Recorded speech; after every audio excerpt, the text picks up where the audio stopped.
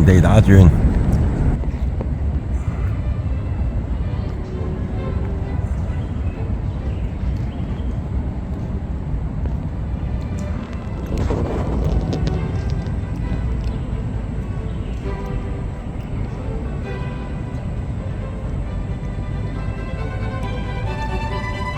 好向前。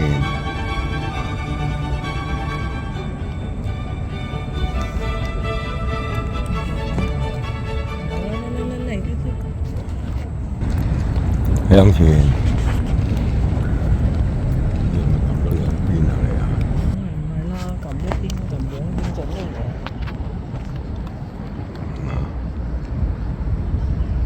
直去。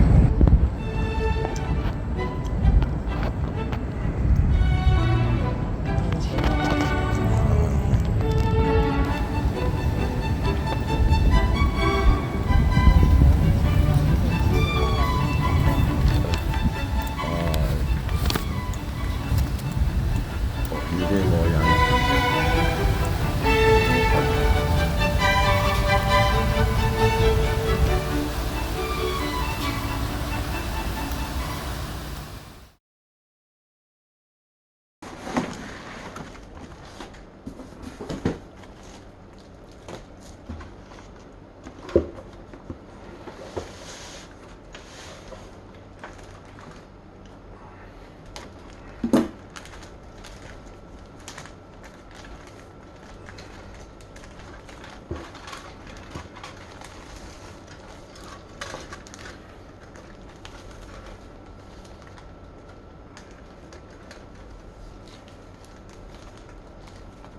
拆開睇到啲組件安排凌亂無次多，狀態比想象中更加有歷史感。不過啲大件組件情況就比較好啲，而且細節算係豐富。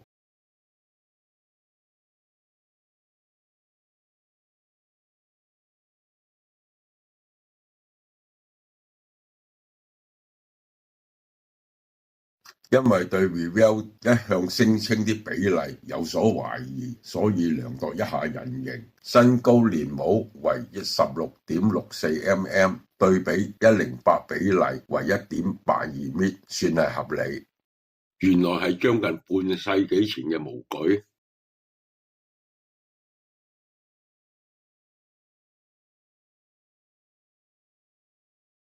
組合說明算係足夠，不過好似揾唔到張船名嘅水貼紙。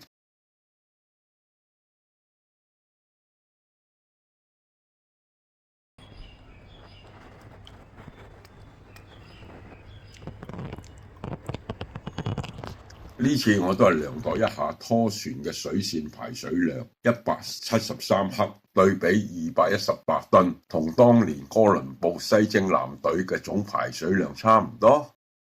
我原本想用呢個舊式潛水推進器推喐架船，但依家市面見唔到有，所以喺淘寶買咗呢架迷你多功能核子潛艇。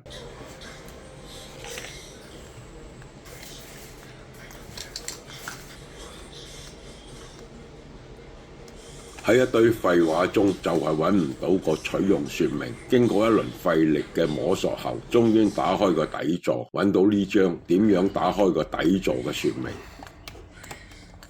接電即刻見到個燈着，隨盒附送遙控用電池，裝上天線。潛艇放喺水度，即刻起動。我用膠紙黐住呢嚿鋁鐵磁石，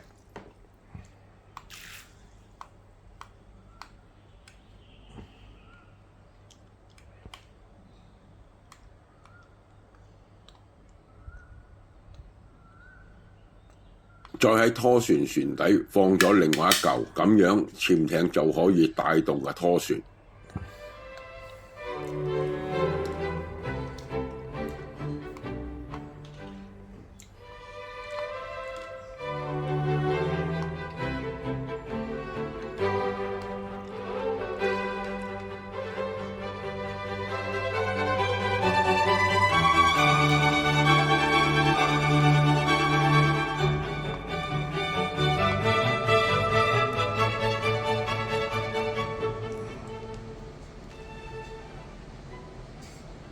我再用卡紙鋪平喺船底，船燈電池箱就可以平穩咁安放喺度。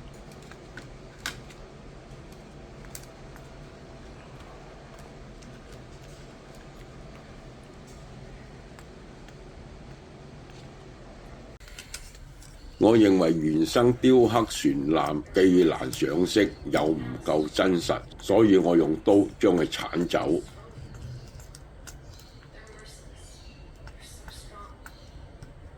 我喺主要嘅組件噴上灰色底漆，甲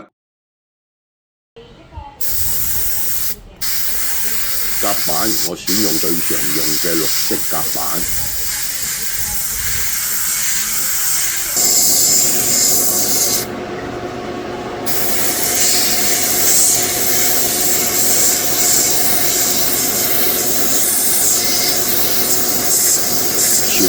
我選用亦係最常見嘅淺米白色船房，船身係常見嘅黑色，船底係深紅單色。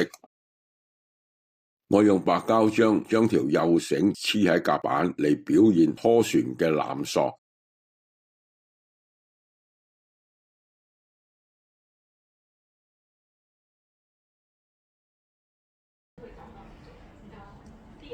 我剪少少透明膠片嚟做玻璃窗。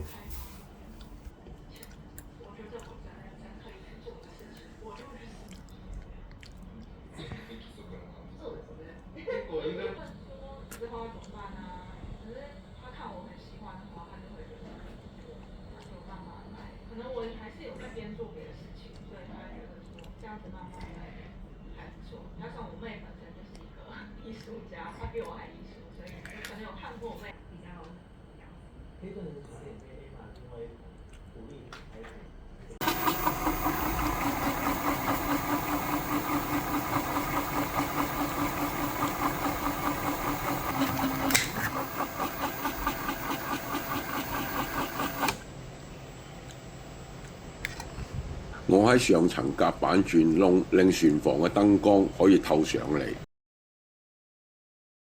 原有船旁嘅防撞賓把，我認為唔夠份量，所以再前啲棉繩加厚。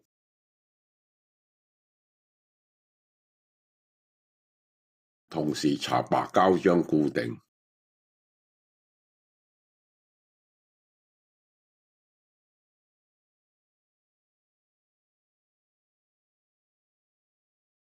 船頭防撞墊，我剪塊舊毛巾嚟加強質感，同樣用白膠漿固定。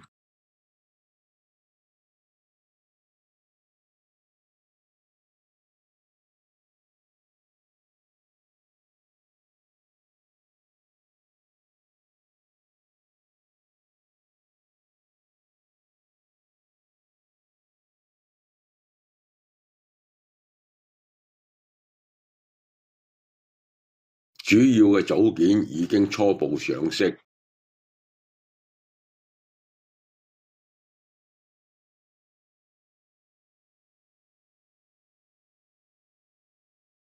拖船初步成型。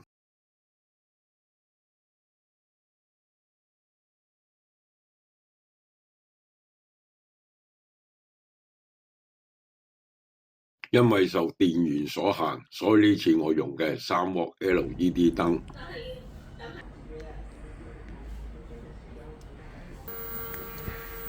我小心喺支探照燈度鑽窿，逐級加粗至3個 mm。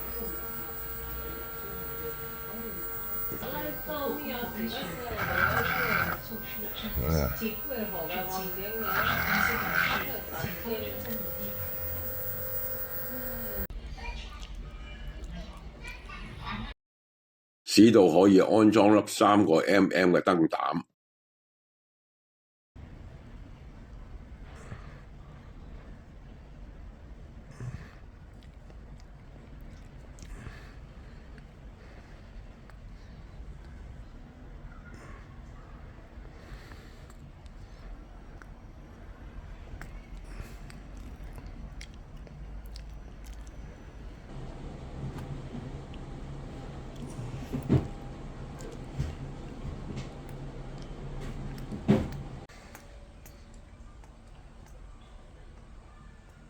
我用2倍稀釋筆地填滿啲組件接口嘅位置。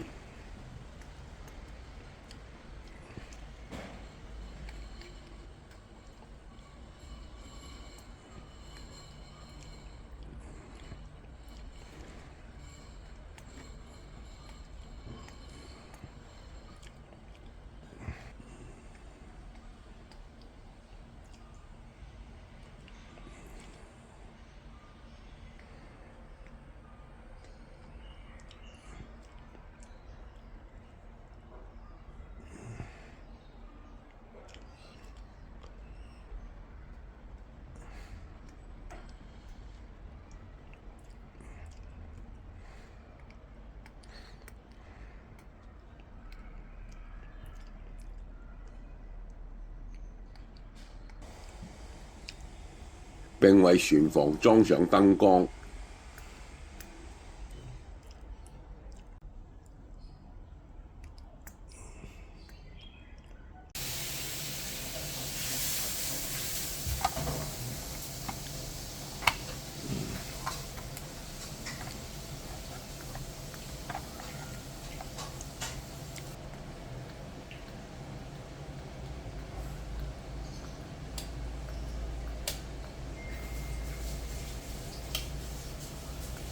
再對上層甲板漏光嘅位置加填筆地改善。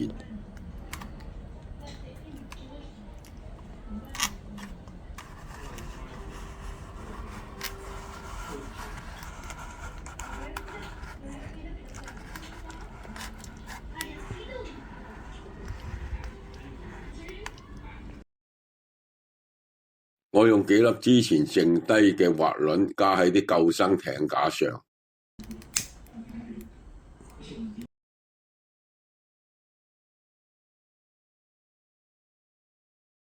我用打火機燒熔條水口膠條，拉絲成繩狀。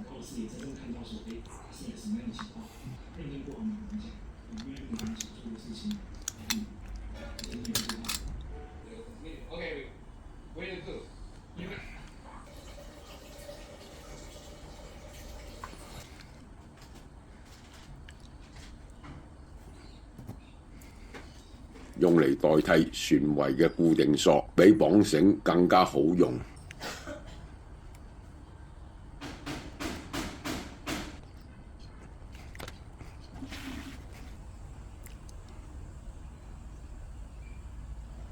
早前行過城門河，見到有政府河道工程喺度進行。一艘類似4-5判嘅承辦商艇仔，船名竟然用一個響亮嘅名 Collie， 引起我注意。同行嘅朋友話，睇個船個樣同個船名應該係孟加拉退役翻嚟嘅啦。我話都似係啊。我諗我艘拖船既然遺失咗原船嘅貼紙，不如由我命名為 Collie 啊。艘河道收集垃圾嘅花生殼都可以用，我呢艘更加宏偉嘅300噸拖船更加當之無愧為 Collie 啦。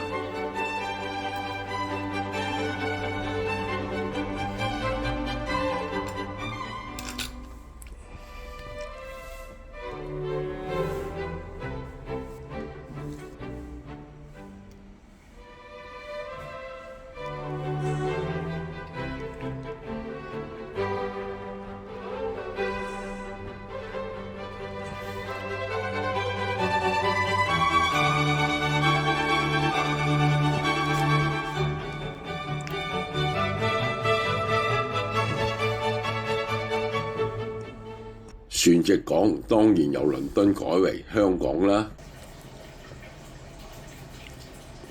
用白膠漿黐好個船名之後，再用清漆保護。